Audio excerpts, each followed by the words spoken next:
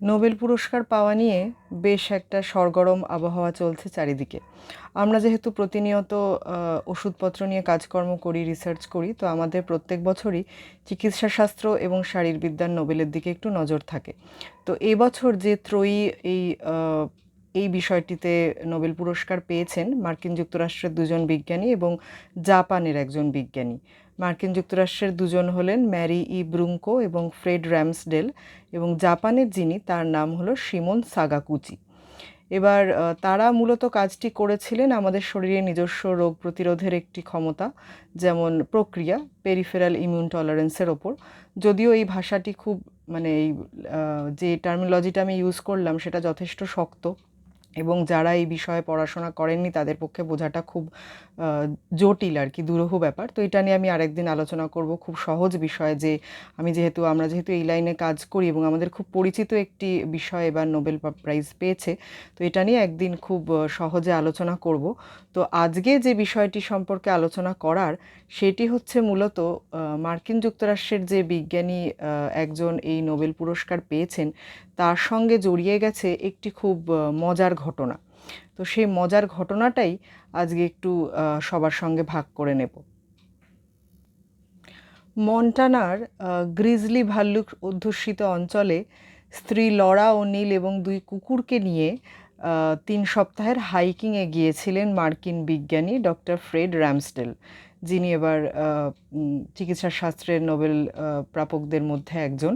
হঠাৎই স্ত্রীর চিৎকারে তার নীরবতা ভাঙে, তবে কোনো বন্য প্রাণী নয়। তিনি হঠাৎ করেই দেখেন যে তার মোবাইলে, মানে স্ত্রী যিনি আর কি মিসেস লরা, উনি দেখেন যে ওনার মোবাইলে প্রচুর মেসেজ ঢুকছে একসঙ্গে, এবং সেখানেই উনি পান র্যামসডেলের নোবেল পুরস্কার জেতার খবরটি, এবং তাকে বলেন যে তুমি নোবেল পুরস্কার জিতেছো। কিন্তু র্যামসডেল সেটি বিশ্বাস করেন না, যে আমার পক্ষে এটা সম্ভবই না এবং আমি জিতিনি। তখন মিসেস ওনিল জানাল যে 200টি মেসেজ এসেছে এবং প্রত্যেকেই বলছে যে তিনি নোবেল পুরস্কার জিতেছেন। এবার বিজয়ীরা প্রায় আপনার 11 মিলিয়ন সুইডিশ ক্রোনা পাচ্ছে। এবার মেসেজগুলি দেখার পর ফোনের ভালো সিগন্যালের খোঁজে দম্পতি মন্টানার দক্ষিণের একটি শহরের দিকে গাড়ি চালিয়ে যান, যাতে সেখানে গিয়ে সিগন্যাল পাওয়া যায় এবং কথা বলতে পারেন নোবেল কমিটির সঙ্গে র্যামসডেল। তো doctor Ramsdell BBC news hour প্রোগ্রামে বলেন যে তখন সেখানে বিকেল 3টে বাজে এবং আমি নোবেল কমিটিকে ফোন করলাম। তারা ততক্ষণে শুয়ে পড়েছেন, কারণ সম্ভবত সেখানে তখন রাত 1টা।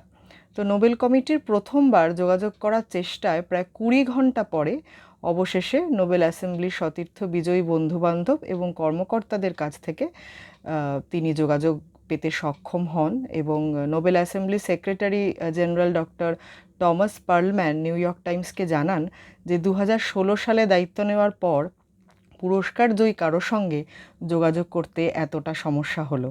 মানে বিজ্ঞানী হাইকিংয়ে গেছিলেন, পাহাড়ে বেড়াতে গেছিলেন তার পোষ্য এবং তার স্ত্রীর সঙ্গে, এবং তার মাথাতেও আসেনি যে তিনি নোবেল পুরস্কার জিততে পারেন।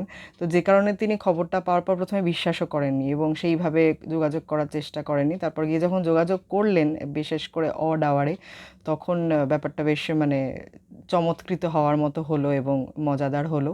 তো এর সাথে চিকিৎসাবিদ্যায় নোবেল পুরস্কার পাওয়ার সঙ্গে হাইকিং জুড়ে গেল এবং এত মজার মজার ঘটনাটি জুড়ে গেল। তো ডক্টর র্যামসডেল মজা করে বলেছেন যে তার অনেক বন্ধু থাকলেও তারা এত বড় রসিকতা কেউ করবে না, সেই জন্য তিনি পরবর্তীকালে মানে পরক্ষণেই বিশ্বাস করতে বাধ্য হয়েছিলেন যে সত্যি ঘটনাটা ঘটেছে। তো এরকম একটি মজার ঘটনা এবার জুড়ে গেল চিকিৎসা শাস্ত্রের নোবেল পুরস্কারের সঙ্গে। তো বিবিসির সূত্রেই এই খবরটি পাওয়া। তো এরকম গুরুগম্ভীর কোনো ঘটনার সঙ্গে অনেক সময় মানে নোবেল প্রাইজ পাওয়াটা তো জীবনে একটা অ্যাচিভমেন্ট, বিশাল অ্যাচিভমেন্ট। তো তার সঙ্গে ওনার সারা বছরই এইটা মনে থাকবে যে একটা মানে অ্যাডভেঞ্চার করতে গিয়ে এবং হাইকিং করতে গিয়ে পাহাড়ে তিনি খবরটি পেয়েছিলেন এবং তার সঙ্গে জুড়ে থাকা এই ঘটনাগুলো। তো আমার চ্যানেলে প্রত্যেকবারই এরকম নতুন নতুন কিছু ঘটনার খোঁজ দেওয়ার আমি চেষ্টা করি। তো আপনাদের কেমন লাগছে অবশ্যই জানাবেন, এবং ভালো লাগলে আমার চ্যানেল সাবস্ক্রাইব, লাইক, শেয়ার এবং কমেন্ট করবেন।